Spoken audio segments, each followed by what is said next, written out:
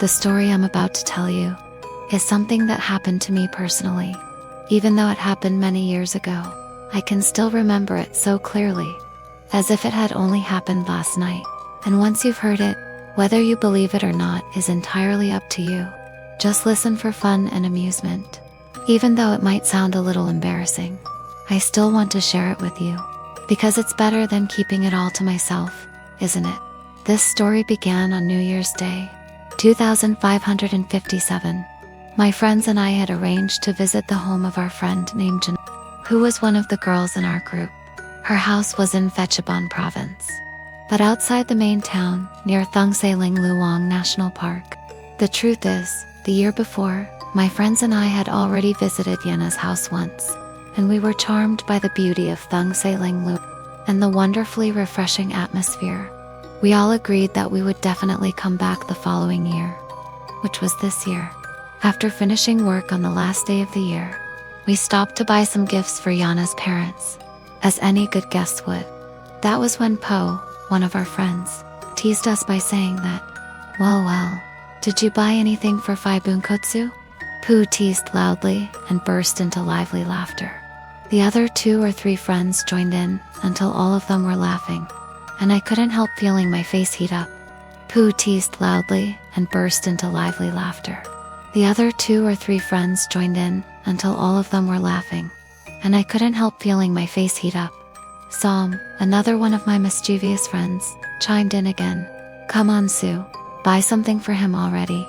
By now, he's probably sitting, waiting, lying down, waiting, maybe even flipping around waiting for you.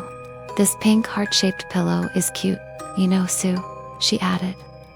And not only did she say it, she even grabbed a pink heart-shaped cushion and held it out toward me. I was so embarrassed that I snatched the pillow away and swung it at her wildly.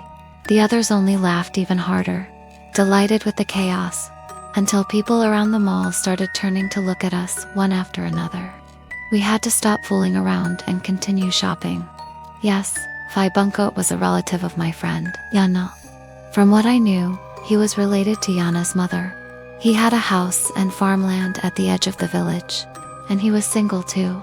At first, we all thought he might be gay, but that wasn't the case, because he said he liked women normally, just like any other man.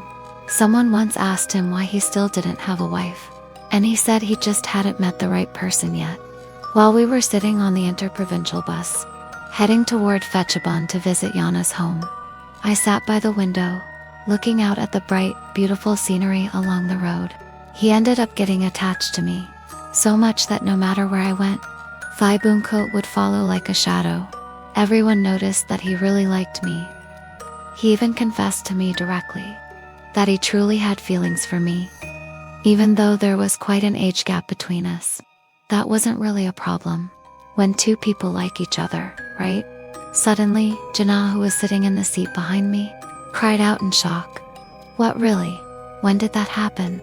I tried to tilt my ear to listen, but I couldn't hear clearly. Hey, Phai Boonkoet died last night. What? How did he die? Nah, Pooh asked immediately, and everyone became eager to hear the story. Nay said that Phai Boonkoet died of heart failure, that he simply fell asleep and never woke up. They only found out this morning. Tonight would be the first night of the funeral rites. That was all I knew, and it made me sit in silence the entire way. Even I myself wasn't sure whether I loved Phai Boonkoet or not. To be honest, we had only met and talked in person for 4 days. The 4 days when I visited Yana's home last year. Other than that, we only talked on the phone. And every time Phai Boonkoet would tell me he loved me. But I was the one who still wasn't sure about my own feelings at all. That day, we arrived at Yana's house just in time. When we sat down to talk with her parents and relatives, everyone came to express their condolences to me, because they all knew that Phai Boonkoet and I liked each other, even though everyone also knew that nothing had ever happened between us. That afternoon, we all went into town to buy black clothes for the funeral that night. That night, I attended the funeral with many friends. Phai Boonkoet's funeral rites were held for 3 nights, and then he would be cremated. The day of the cremation was also the last day. My friends and I would be there, because we had to return to Bangkok the next day for work. After the cremation ceremony, that night I slept with Sam and Pooh. I couldn't fall asleep at all. I only drifted in and out, as if I were about to sleep, but never truly did. I heard howling coming from the direction of the temple, and it seemed like the howls were echoing one after another. Coming closer and closer, they say dogs can see spirits, and that thought sent shivers spiraling through my whole body. I tried to turn and wake Sam and Pooh, but I couldn't move at all. I heard the door slowly creak open. A figure stood in the doorway.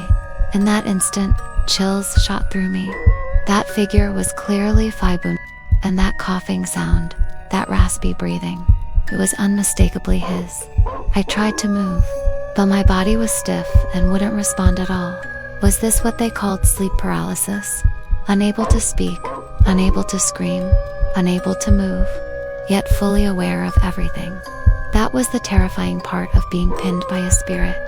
Sue, my dear. Boonkoet's ghostly voice stretched out. As he slowly stepped toward me, I turned to look at Sam and Pooh, hoping desperately they would help.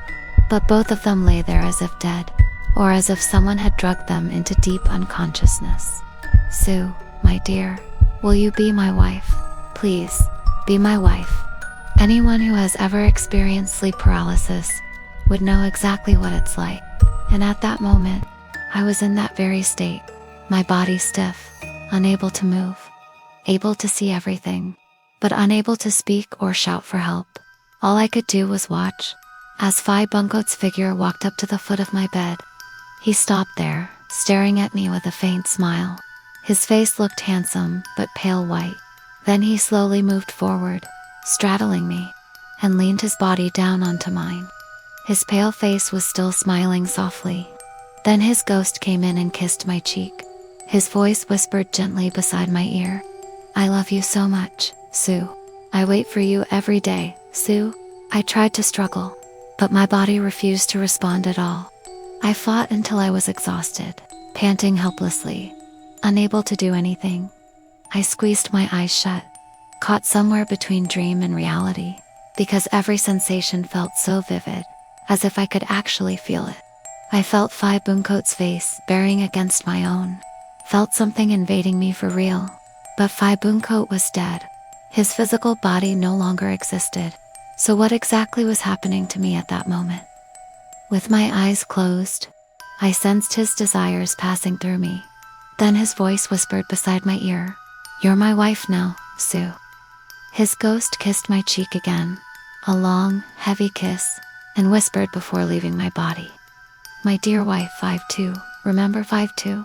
Don't forget." Then that figure slowly faded away and disappeared through the doorway. I lay there for a moment longer before I jolted up into a sitting position. The sound must have been loud because Pooh and Sam woke up and stared at me in confusion. "What's wrong with you? Did you have a dream? Wow, you were thrashing around that much, Sue. Your pants are all disheveled. Did Boonkoet come visit you, or what?" I looked down at myself and quickly pulled my pants back into place. I didn't answer. I just lay back down, forcing myself to sleep until just before dawn. Late the next morning, after showering and getting dressed, I paid my respects to Yana's parents and headed back to Bangkok for work. After returning to work for about a week, I completely forgot about the sleep paralysis incident until 3 or 4 days before the lottery drawing. I was walking through a flea market with friends when Jana mentioned she wanted to buy a lottery ticket. That's when I remembered what Boonkoet's ghost had whispered to me. So I bought the number 52, 2 pairs, and secretly bought 10 more pairs. I even placed 2,000 baht in underground lottery bets. When the lottery result for January 16, 2557 came out, the 2-digit lower prize was exactly 50. Straight, no need to flip. I became rich instantly. From both the official and underground lottery, Boonkoet's ghost had given me a payment for that night's haunting, amounting to several tens of thousands of baht. And that was my night of being visited by a ghost. Drawn by Bicky Bam. If If you enjoyed this video, don't forget to hit like, subscribe, so you won't miss any of our new creative clips. Support our art journey with a super thanks. See you again in the next clip. Coming soon!